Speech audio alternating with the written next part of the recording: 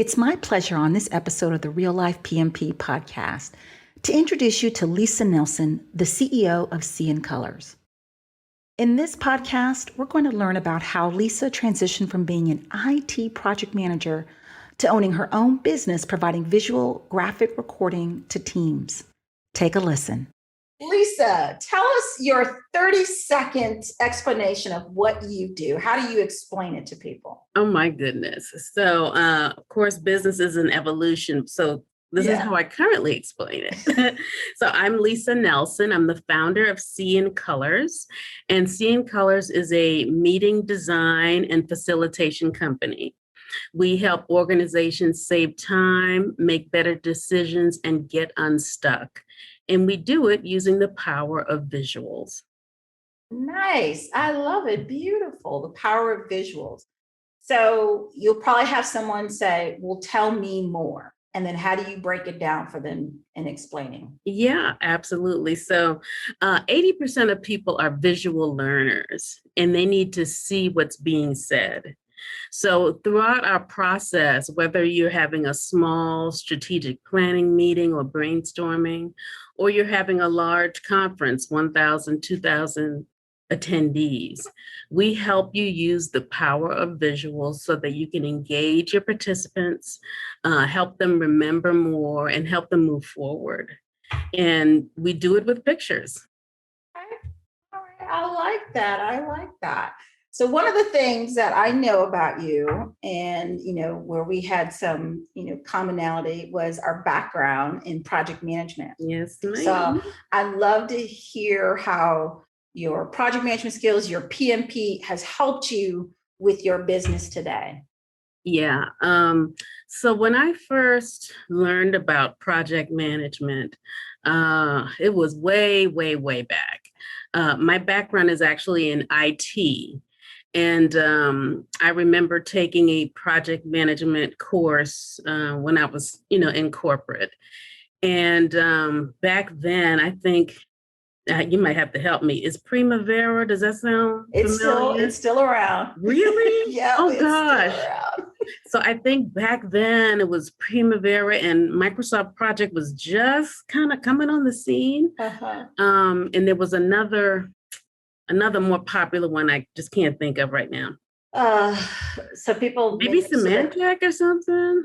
Symantec, is that what you said? Yeah. Did they have something? That doesn't sound familiar, but people will talk about Primavera and Clarity and Microsoft Project. I remember that in 2000. No, it might even be earlier than that when I remember Microsoft Project kind of kicking off. In 99, 2000, I remember taking a class for it. I can't remember the other one, but it was something CA. Anyway, that's another thing to research. Okay. I don't know. But I remember taking that class and being so struck by feeling like, oh my gosh, this is a life skill.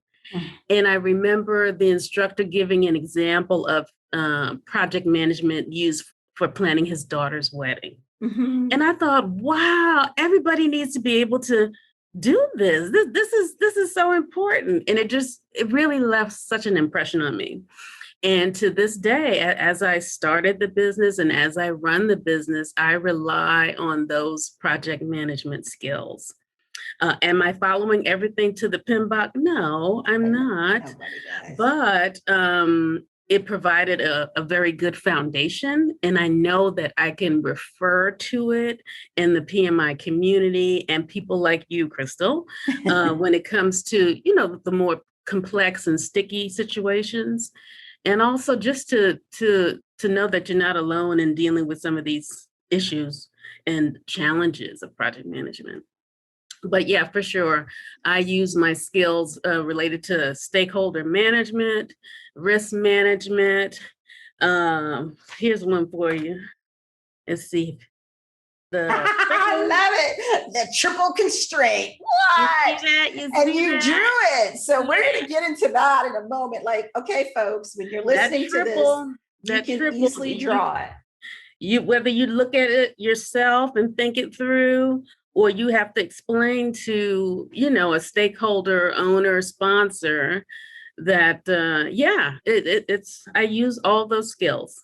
Absolutely. That's fantastic. All right. So you said a couple things that I would like to unpack. First of all, you said something about, having that community, and that's certainly what MindSpark community is all about, is that you have folks that you can tap into. So whether it's through the PMI groups, through your community of other graphic recorders, like how important has community been for you, for your business, whether it's specific to project management or specific to the graphic recording? How important has that been for you? And what advice do you have for people to take full advantage of it? Yeah, absolutely. I would say community really has been everything. And it became really, really critical during this last 18 months or whatever it is that we've been in this pandemic. It's 10 years. Pandemic, schmendemic, having a community it's really critical, because it's so easy for you to feel like, oh my gosh, I'm doing this by myself. No one has this problem. And maybe just to have that connection, it's kind of like the 3 C's. There's content, there's this information that's floating everywhere. Mm-hmm. And after content, it's the connection. How can I connect to the content? And after the connection, it's community. How can I be a part of something where we're talking about the content, we're connecting with it, and we're building on it? Mm-hmm. So those are the 3 C's that are really important to me in growth, period. So, community is everything. Absolutely. Well, that's great. That's a great reminder for me. I want to make sure that I'm putting good content out there for the group, things that they've asked for, having that connection to what their immediate challenges or immediate mm-hmm. questions, and then having community around talking about it, because you're not the only one. Like 9 times out of 10, you're not the only one struggling with that. Just to hear someone say, I'm dealing with that too. Just mm-hmm. It's very validating that you're not crazy, and that, hey, what do you do to do something differently? Absolutely. And what else is good? It's that when you share and when you teach, you learn. Yes. Because you're listening to yourself. So the repetition is helping you. As I talk and share, I'm relearning again. It's like, okay, Lisa, you just said this. And it's leaving that imprint in your mind. So it's beneficial both ways, whether you're looking for help or you're sharing. Everyone benefits. Mm-hmm. That's awesome. Now, something else you said, that this is where I gotta, get really quirky. Wait a minute. You were an IT project manager, and now you do visuals? Like, tell us that transition, because I have folks in my group who want to transition out of just straight project management and do something that they enjoy or find more fulfilling than working in software development. Maybe they want to start their own business. And the fact that you're utilizing your project management skills is totally inspiring. So love to hear about that transition, how you got into CN Colors from being an IT project manager. Sure. Yeah. So IT, my major was computer-based information systems. I went to Howard, and from my first job after graduating until when I left corporate, it was always in IT, whether it's IT software development, database administration, then managing teams, people manager, project manager, all the things. And throughout that, after a while, you look for something different.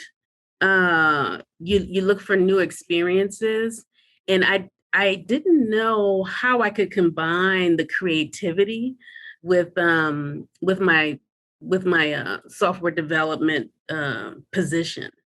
And when I learned about graphic recording, just by watching a YouTube video, a 5-minute YouTube video did all this. I was so inspired. And and mesmerized by the way that I could combine art, communication, and business together. And I took a course, a 2-day course from the Grove Consultants. They're based in San Francisco. And from there, I practiced. I started incorporating it slowly into work and got great feedback. And eventually, built up the gusto and the gumption to leave my corporate job. And I did that 5 years ago to grow the business. That is fantastic. So this is a great segue because you said you started incorporating the graphic recording, the visuals in your work as a project manager. Yes. Is that correct? So what made you do that? And what were the situations that you're like, okay, I'm going to do this drawing? Like, can you give us an example? Yeah. So one example would be from any meeting or training. So for example, when I was in corporate, we were transitioning to Agile in our department. That was the corporate goal. Oh, one of the OGs. Okay. Yes. So everyone in IT, it might have been beyond IT, but it definitely started with IT first, took this 2-day Agile course where a consultant came in, and it was about maybe 20 or 30 of us in the class.